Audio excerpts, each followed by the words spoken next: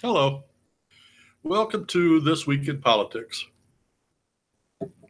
Well, as I said on the written introduction, these two topics that I want to talk about this week probably should have been talked about last week because they occurred in the previous week. But I just felt like the topic that we covered last week was so important, and I didn't want to clutter it up with anything else. I wanted just to talk about that.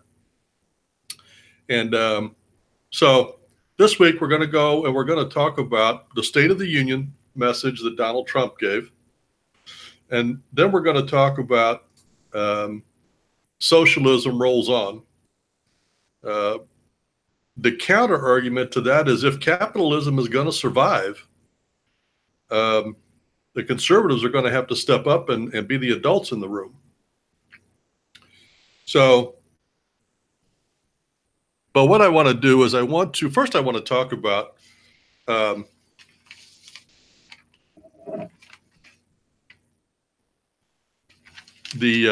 State of the Union. Now, just a little bit of history on this. It was on again, off again, because Nancy Spit Bucket Pelosi did not invite Trump, and he needs to be invited by the Speaker of the House to come speak in the House. And she refused to do it because she was fighting with him. So they worked that out, and then she invited him, and then he went. And it wasn't near as bad as I thought it would be. I fully expected the new socialists that are in the Democratic Party, I fully expected them to just be really nasty and disrespectful. And don't get me wrong, they were disrespectful, but the same type of disrespect they showed last year by not standing. And I got to tell you, I'm from the time of Reagan and Nixon and Carter and Bush's, and there was just a certain decorum that you needed to keep.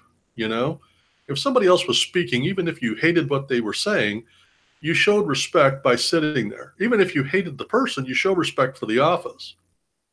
The Democrats today, they don't care about respect for the office. They don't care about the individual. They don't care about decorum.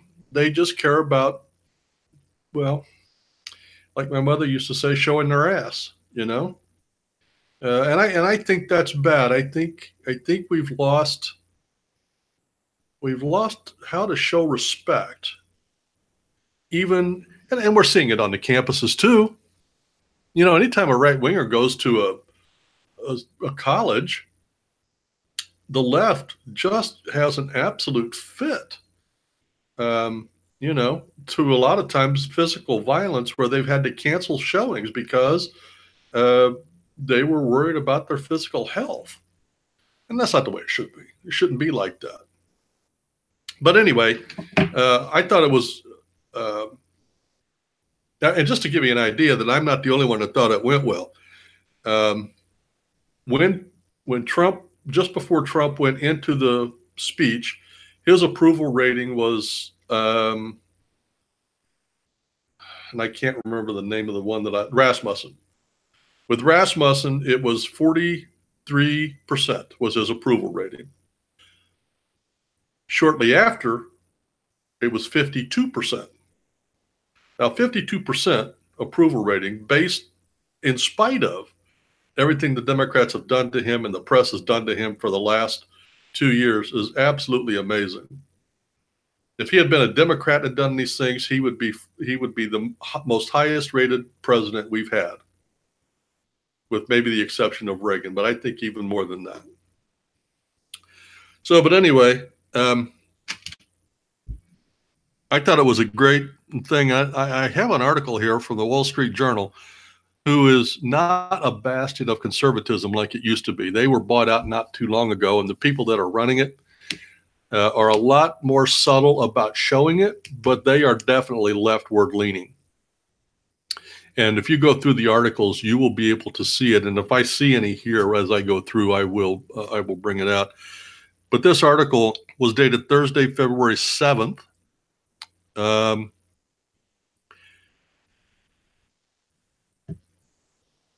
So it says President Trump's State of the Union address filled with campaign-style pledges, highlighted a presidency increasingly focused on his 2020 reelection bid and countering investigations of his administration. Okay, I listened to the State of the Union, and that's a lie.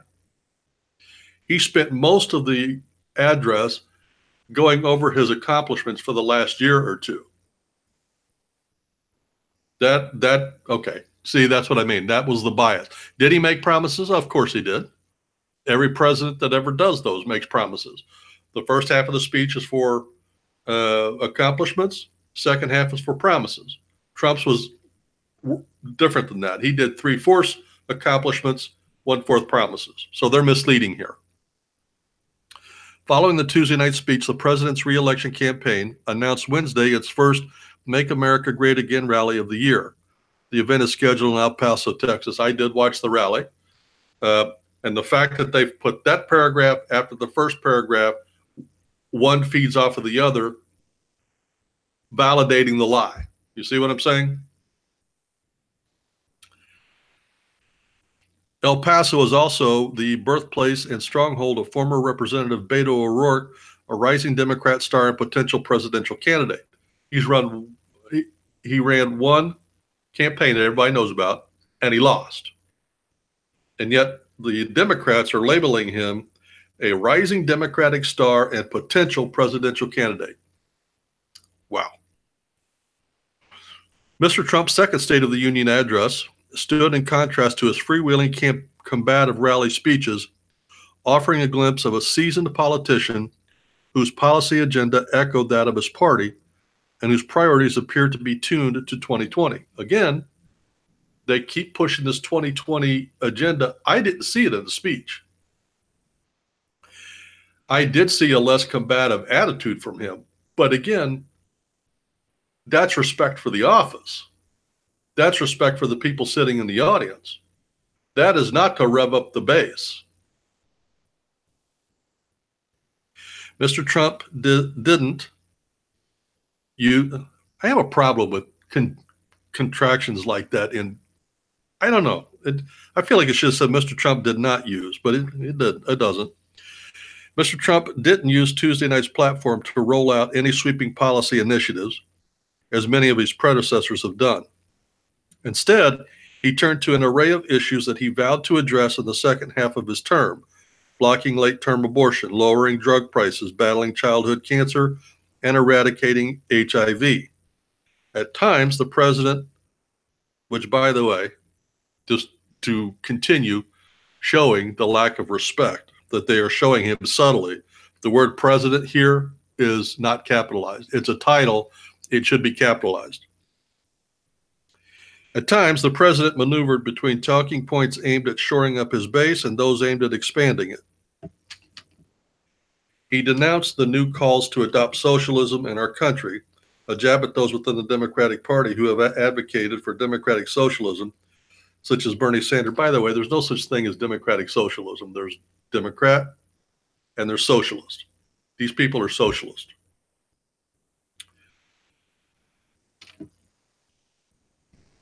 Now, democratic socialism, such as Senator Bernie Sanders and Representative Alexandria Ocasio-Cortez, a Democrat from New York, and listen to the title they give her: another rising star in the party. This girl is dumber than a box of rocks. She's 29 years old. She supposedly got a degree in economics. Okay, let me give you an example of how stupid this girl is. She supposedly has a degree in economics, okay? Just this week, Amazon was planning on spending over $1 billion and putting a new campus inside New York City on Long Island. As an incentive to come, they were getting a $3 billion tax break. This girl, Alexandria Cortez, she railed against it and caused enough turmoil, and everybody's getting all upset that Google just said, or Amazon finally just said, hey, we don't need this headache. We're spending all this money. We'll go spend it somewhere else where we're appreciated. They interviewed her the day of or the day after. And do you know what she said? She said, well, this is a great thing because now that Amazon's gone and we're not giving them $3 billion, now we've got $3 billion that we can put back into education. Okay. And in case you didn't follow that, New York was not giving them $3 billion. They were going to pay $30 billion in taxes over 10 years. New York was going to say, okay, out of that 30 billion, we're going to give you a 10% break. So only pay us 27 billion. There was not going to be any money changing hands there is no money. If Amazon doesn't build and doesn't pay taxes, there's no cash. An economics major should know this. Oh my gosh. And they're labeling her a rising star and this Beto O'Rourke as a rising star and a possible presidential candidate. They're both socialists, by the way. And I think Alexandria I actually think she's communist. The moment was praised by House Republican leaders, by House Minority Leader Kevin McCarthy, called it Mr. Trump's strongest statement of the night. Mr. McCarthy also supported Mr. Trump's call for a ban on late-term abortion, a priority issue for many conservative voters after debates over state abortion laws in New York and Virginia. They did not give, they just jumped right in. Strongest statement. What statement? See, they left that out. Here was the strongest statement. It was when Trump said, let me make this perfectly clear. We will never be a socialist country. That was the statement, and they left it completely out of the article. Mr. Trump also emphasized economic hallmarks during his administration, such as falling job rates. So now we're going to get to the accomplishments. Remember, this is State of the Union, okay? They are just now going to talk about his accomplishments. I'm going to count the paragraphs for you. 1, 2, 3, 4, 5, 6, 7, 8, 9. 9 paragraphs in is when they first mention his accomplishments. You know why that is? Because most people stop reading after about the second or third paragraph. They get the gist of the story and move on. This is an example of mentioning something, but nobody reads it because it's buried. I'm not going to bury it. Let's talk about it. Mr. Trump also emphasized economic hallmarks during his administration, such as falling job rates for African Americans and Latinos. And again, they didn't put it, but also Asian Americans and Americans in general. Didn't mention that. And praised the record number of women elected to Congress, drawing cheers from Democrats. A number of Democrats who have announced bids for the presidential nomination were in the House chamber, including Senators Elizabeth Warren of Massachusetts, Kamala Harris of California, Cory Booker of New Jersey, and Kristen Gillibrand of New York. All socialist, by the way. House Speaker Nancy Spitbucket Pelosi on Wednesday called Mr. Trump's speech interesting and pointed to areas where she thought she could work with the president, such as lowering healthcare costs and improving the nation's infrastructure. Okay, that was a lie on her part. She has no intention of working with Trump at all, ever, on anything. She's lying. And I must say, one of the fun things, if you have a chance, you should go back and watch this. This is hilarious. If you notice in the background, now Nancy Pelosi is the Speaker of the House, and she sits behind on the right-hand side of the president in your television screen. And if you notice, she keeps fumbling with papers throughout the speech. You know what Trump did? He gave her a different version, written version. See, what they do is they pass out a written version to the leader and the speaker and certain people, the press. He gave her a different copy so she couldn't control her, because when she would say sit down, they'd sit down. When she'd say stand up, so he gave her a different copy so she couldn't control that. So in other words, politically speaking, Nancy Spitbucket Pelosi, she got pranked. I thought that was great.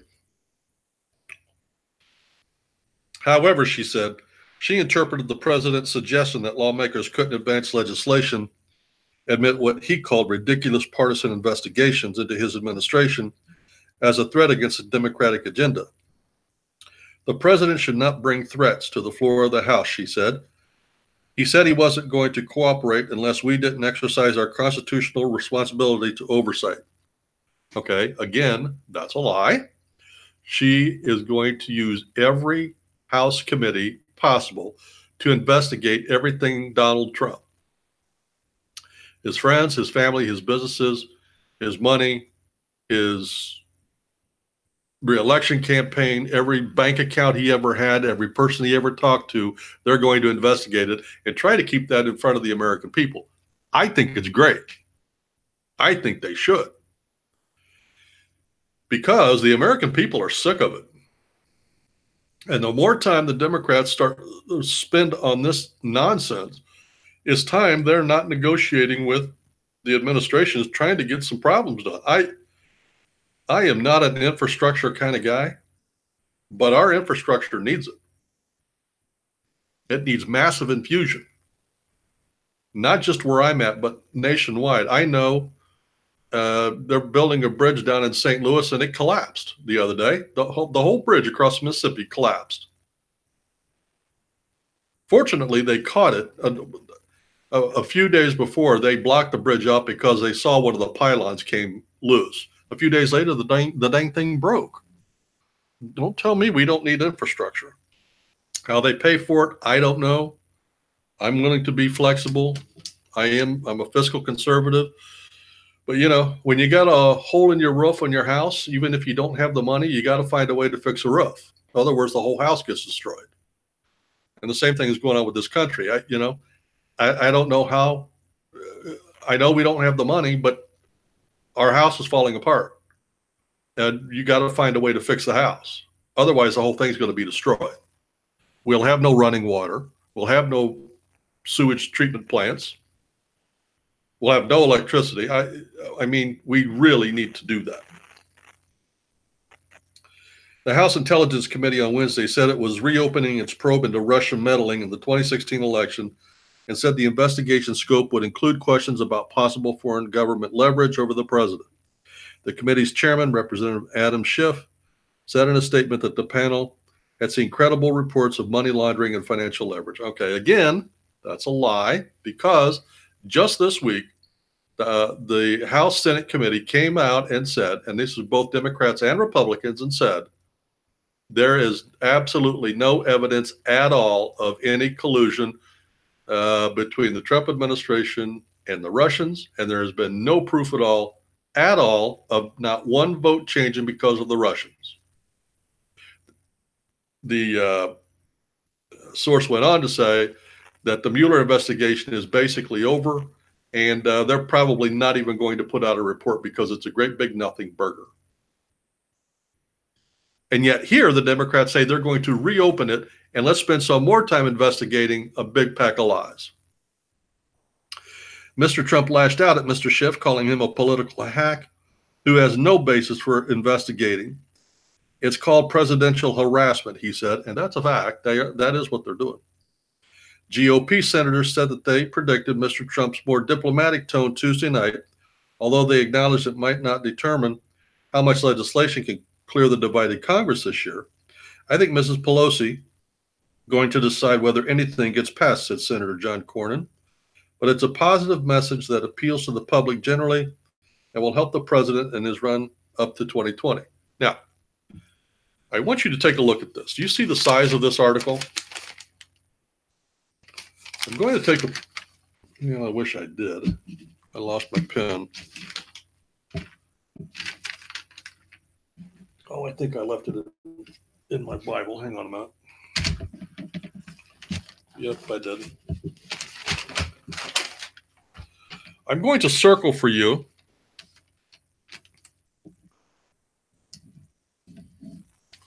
out of this entire article that was supposed to be an in-depth look into Donald Trump. Okay, you see that? Can you see where I put the square around right there? That one paragraph, I'm going to put my hand behind it so the light doesn't come through.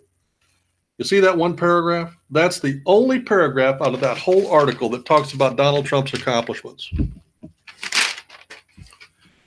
That article was a waste of garbage. That was a propaganda piece by the Democrats.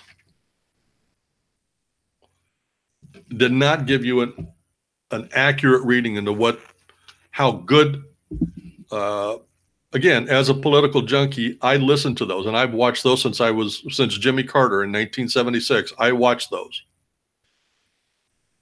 His was the best one I've ever seen. Ronald Reagan had one or two that was as good, but I've never seen one better than what Trump did that night. He hit a home run, and bar none. But that's not what that article said. That article made it sound like it was a political speech designed to get people to go vote for him in 2020, and nothing could be further from the truth. Did he hope that happened? No, I'm sure he did. He'd be a fool if he didn't. That was not the gist and the movement of that State of the Union. And he did not use it as a bully pulpit, as he very well could have in the House. I was very impressed. He was very presidential, very respectful, and did a great job and great delivery. Now, there's another article here, and this one was dated Thursday, February 7th. And this one says, Trump flipped the opposition. So two analyses of the State of the Union speech are possible, one short, one long. The short version is that if the presidential figure who delivered a speech replaced Trump on Twitter, he'd be on his way to 4 more years. The chances of that happening are 0. So on to a longer speculation of the speech's probable effects on Mr. Trump's prospect for re-election. Again, now this is on the op-ed page of the Wall Street Journal. Again, you see the narrative here? They are completely denying that he had achievements. It's like just a hiccup in the whole speech. They're trying to paint the picture that the whole speech was about 2020. It was not. Since the midterms, in which many suburban voters turned against the president, okay. This is really irritating me. Remember the last article we looked at? The second article backed up the lie of the first, or the second paragraph backed up the lie of the first paragraph, remember? Listen to this, how this second one starts out. Since the midterms, in which many suburban voters turned against the president, they're stating that as a fact. That's not what happened. In fact, the president did an outstanding job of keeping the voters and adding some so that we gained 2 seats in the Senate. It was really a lot better than that, except the Democrats cheated and stole 2 of those seats away from us, one in Arizona and one in Montana, I believe. But anyway, with one line, he put Democrats in check. Ever since the socialism wave began building inside the park's ranks, professional Democrats had to wonder how long they could be able to get away with this hooey. And here's the line. Tonight, we renew our resolve, Mr. Trump announced, that America will never be a socialist country. Oh, they actually put it in this article. Recall the response of Ben Jealous, the former NAACP head and Democratic candidate for Maryland governor, to a reporter who asked him last summer if he was a socialist. Are you effing kidding me? He lost anyway. The Democrats' leftward drift was going to be trouble enough for the party. But when its presidential candidates started to align with Alexandria Ocasio-Cortez's Instagram version of socialism, it was only a matter of time before someone called him out. The president just did that and more. Now, we've talked about the Green New Deal. This girl from New York, this representative, has been in office 2 minutes. She's 29 years old. And she's becoming the standard bearer of this Green New Deal for the Democrats. And so far, she's got every Democrat presidential candidate signed up. And here's the fun thing. I love this. I'm not a big fan of Mitch McConnell, the Senate Speaker, but right after this hit and everybody signed up, he noticed all the senators were being quiet about it. So he said, okay, the Senate will vote on this. The American people need to know where we stand, and it's not going to be a voice vote. We're going to vote individually. Oh my goodness, you should have heard the outcry. I loved it. Nice little bit for Mitch McConnell. At the end of the speech, Mr. Trump went on an extended patriotic riff that began with D-Day and went on to abolishing slavery, building the railroads, the interstate highway system, and defeating fascism. It ended with the short Woody Guthrie tour through green farms of Kentucky and golden beaches of California. For Democratic elites in the party, the universities and the media, this stuff was pure cornpone. But I don't know what that is either. But what the Democrats have become recently suggested in Howard Schultz's criticism of the party's mindset reveals a vulnerability the president's strategists recognized.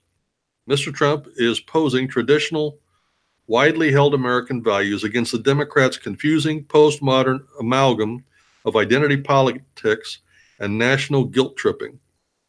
That includes his explicit challenge to Democrats on condoning abortion at full term. Democrats are always rubbing your face in some national moral deficiency or failure. Stacey Abrams' reply went on about layoffs looming and people living paycheck to paycheck. Candidate Trump plans to give voters a remake of Ronald Reagan's Morning in America while the Democrats are offering a Nightmare on Elm Street. The optimistic Reagan vision, which was FDR's and JFK's, always wins the competition. By default, the whining Democrats have let dour Donald Trump present himself as the country's Mr. Sunshine. Morning in America worked as a campaign message for Reagan in '84. He walloped Walter Mondale. Yes, he did. Because it was real. The economy was recovering smartly from a recession. In Tuesday's speech, Mr. Trump gave his most effective defense yet of the deregulation and tax policies that jolted the economy out of the 8-year Obama doldrums. Finally, we got somebody that actually calls it what it was. Economic doldrums. The Democrats have always been trying to pace the 8 years that Obama was in office, that 6 of those were economic growth and that Donald Trump just piled on. No, that's absolutely not true. This guy actually got it right. Mr. Trump's sunshine strategy will work only if his strong economic record produced by the policies of 2017 extends into 2020. Now, I'm going to make a prediction right here. Something is going to happen in 2019. I have no idea what it is, but something is going to happen to affect the feeling that is in the country right now. And it will be started by the Democrats. And I'm guessing it's going to be, the economy is too big for them to mess with. So I'm going to guess it's going to be something social, like there will be a mass shooting or a mass bombing or something is going to happen between the beginning of 2019 and voting. And it will be timed such that it devastates America enough, or maybe it'll be a series of things. If they do go too big, everybody will rally around the president. But something's going to happen, and it's going to look like it's all because of the economy is falling apart, or the country is falling apart, or something. So that they're going to try to, because they can't get to Trump personally. There's nobody in the Democratic Party that can hold the stage with Donald Trump and come out ahead. Nobody. This guy is a counterpuncher, and he will knock them all out, just like he did the 17 Republicans that were up against him. So that's the only way they're going to get to him, is by a coordinated effort. And even then, I don't think it'll work. It'll work a little bit, but not enough to win in the election. Mr. Trump made clear in his speech that his primary economic policy tool now will be tariffs. He asked Congress for the authority to impose reciprocal tariffs on other countries. But Mr. Trump's professed admiration for the McKinley tariff of 1890 is at cross purposes with the complex mechanisms of the world economy 129 years later. General Motors said Wednesday that steel and aluminum tariffs helped damage its bottom line in 2018 by more than $1 billion. Okay, let me tell you something about that. General Motors is a car maker that was in trouble, is trying to come back, and they put too much capital in too few projects, and now they're losing money. The total amount of steel and aluminum that the average cost on an automobile is about $700 to $800, depending on the car. They did this analysis right after Trump imposed these tariffs. Go back and Google it. You will see that the numbers, it's nowhere near that. And by the way, car companies or any company that uses that as an excuse because it lost money as an excuse. Companies, when they incur costs like that, that's a cost of doing business, and they pass it on to the consumer. As an example, let's say that the average car additional cost in steel and aluminum is $1,000. Let's just say that. Now, instead of paying $21,000 for that car, you're going to be paying $22,000 for that car. The company's not going to pay a dime. Okay? Just so we understand that. This is a lie or an excuse. The Journal reports soaring farm bankruptcies in part because of the trade wars. That's a lie. First off, we're not in a trade war. We are in trade negotiations. If those promised Trump trade deals don't happen, a slowing global and U.S. economy will overwhelm his achievements. Again, that's not true. That is supposition. They also supposed before the election that if Donald Trump was elected president, the stock market would crash. It soared. This guy was doing a pretty decent job. He told a couple of lies, but he was doing a pretty decent job until the end when he goes to wrap up here. Now he's just lying, drawing all the wrong conclusions.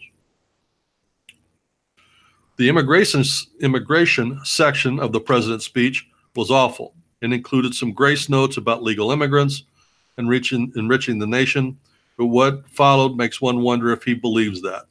Arguably, Mr. Trump was simply trying to put political pressure on the Democrats to fund his border wall. Past some point, though, the catalog of immigrant criminality and threats started to sound like something else. Okay, you can plainly see this guy's a Democrat. The press spends 92% of their time on negative coverage for the president.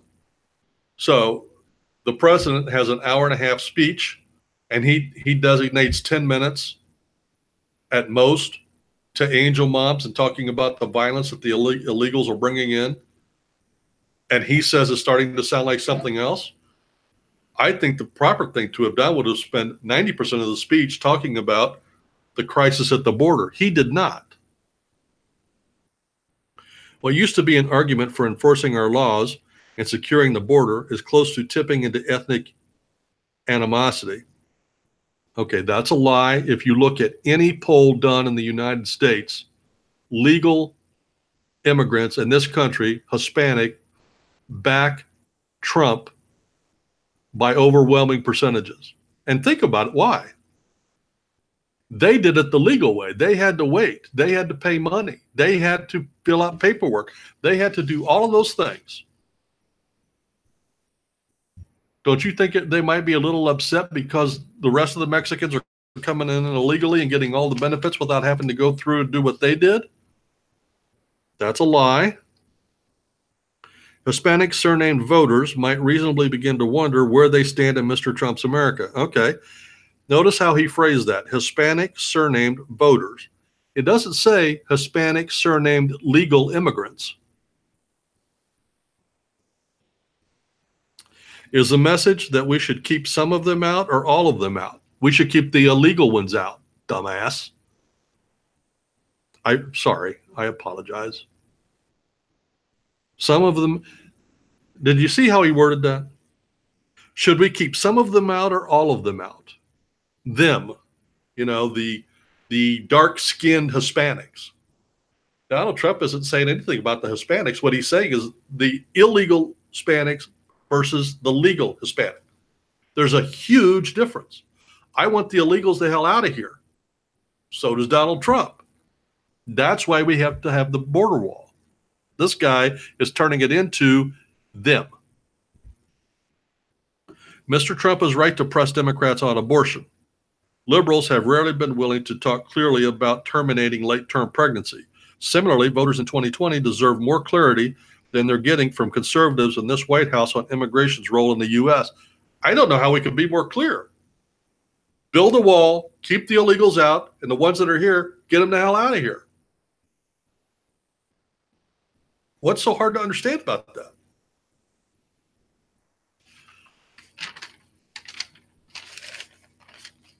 I think that article is a mixed bag. Again, did not talk about any of the accomplishments of the Trump administration, lied about some of the content, and misinterpreted the total immigration thing. So obviously a left-wing journalistic hack from the Wall Street Journal. Now, the last one I want to look at, I called Socialism Roles On. This article is from the Wall Street Journal. And it's called Republicans Need to Save Capitalism.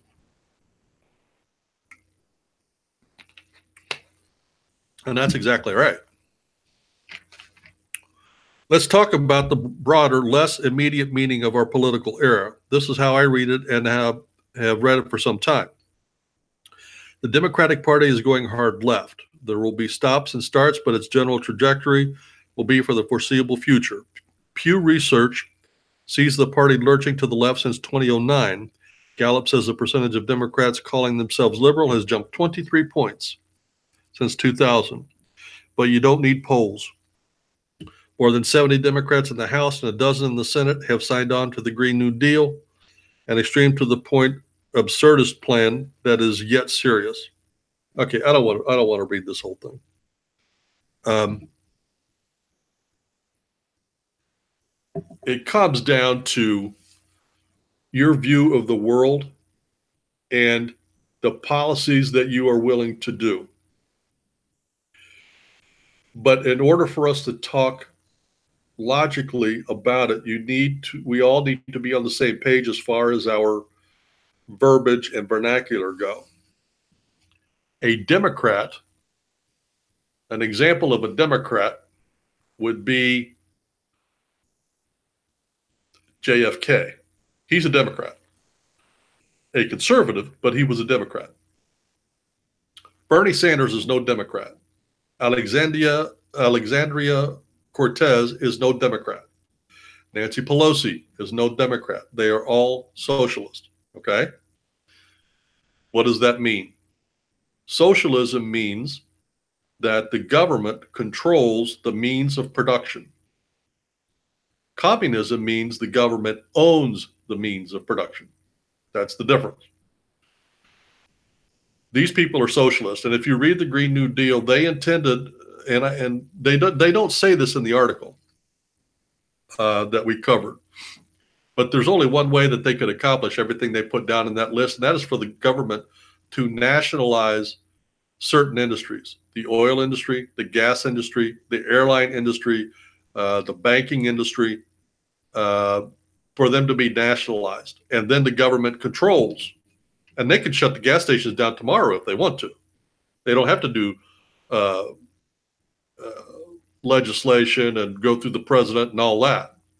They just nationalize it, and now they control it, now they close it. That's about a 1-week project. Democrats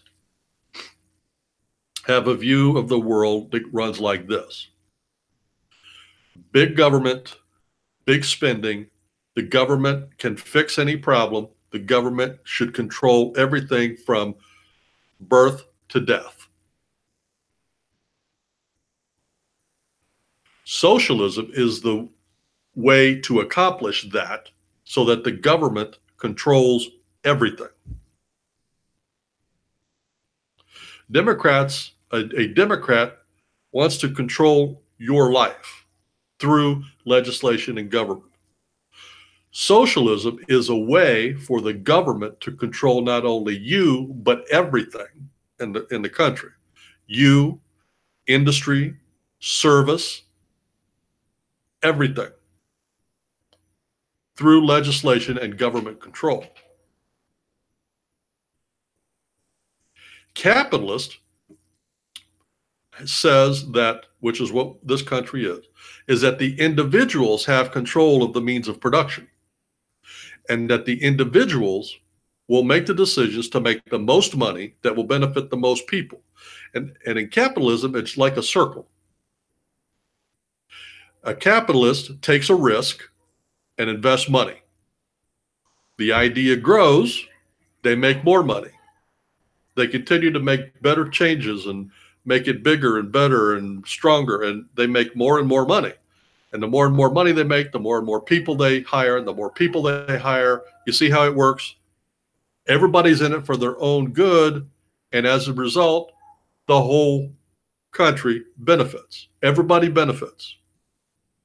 Even the government benefits because the business pays taxes, and all of the workers pay taxes, and all of the businesses that they shop at pay taxes. So all of that money goes to the government. In capitalism, everybody wins, okay? In socialism, the only people that win are the people at the top in the government that make the decisions because they control everything, and they do enrich themselves. Look at countries like Russia, Venezuela, Cuba. The only people that live well in those countries are the leaders. The rest of the 98% of the population, they live in squalor. Their country is totally worthless. When you keep your people hungry and starving and without guns, they can't fight back. That's socialism and communism. They don't want to paint this picture for you in this country. They don't want the millennials to know that socialism has never worked anywhere in the world because it's never been run right. And they're not teaching the millennials how to think critically. If they're teaching that, then why doesn't some kid stand up and say, so you mean to tell me that through 2,000 years, nobody has taken this idea and done it right, but somehow we're going to do it right? Is that what you're telling me? On the other hand, capitalism always works. It doesn't fail. It has cycles of up and down, good and bad, but it doesn't fail because in capitalism, everybody wins. Now, we talked about socialists and communists and Democrats. And let's talk about Republicans. Republicans believe in smaller government, smaller taxes, the government getting out of the way and letting business do what business does, less regulation, less involvement in social issues. They want the government to get out of the way so I can lead my life the way I want to lead it and do and pursue happiness as I define happiness. That's what Republicans believe, or used to. Now, what this article is saying is the socialists that are in the Democratic Party have taken over. And this Green New Deal, if that Green New Deal ever happens, this country's done.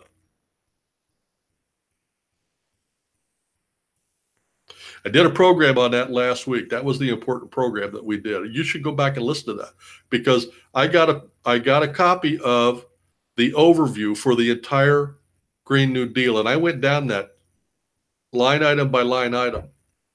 It's scary. And every Democratic presidential candidate signed on to that garbage. You need to know that.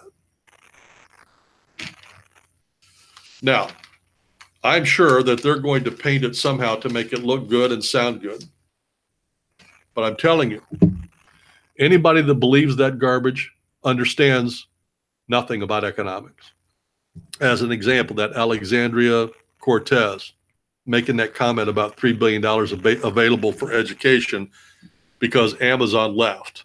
That is the dumbest, my gosh, that's socialist thinking.